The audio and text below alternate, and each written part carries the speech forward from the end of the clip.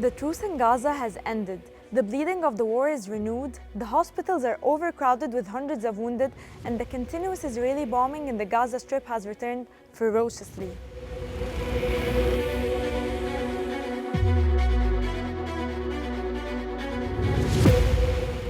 The Israeli escalation in the Gaza Strip, which did not catch its breath, returned after the end of the truce between Israel and Palestine factions and the hostage exchange deal. Palestinians woke up on Friday morning to a series of Israeli raids and heavy bombing immediately after the end of the truce, and the Palestinian Health Ministry announced the death of hundreds of martyrs, while the army spokesman announced the occupation resumed the war in Gaza by land, sea, and air, accusing Palestinian factions of firing a missile towards Israel.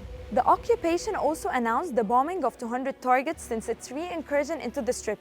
The continuous flow of wounded returns to hospitals.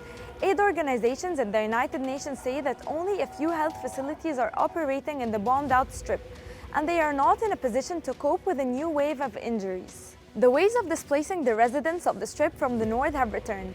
The occupation army has published a set of instructions to residents of the southern Gaza Strip, asking them to leave some areas. This comes after Israeli Prime Minister Benjamin Netanyahu explained to U.S. Secretary of State Antony Blinken during his visit that there will be indeed a ground incursion in the southern Gaza Strip, but it will not be similar to what happened in the north, which was requested by U.S. President Joe Biden not to repeat the scene of what happened in the northern Gaza Strip.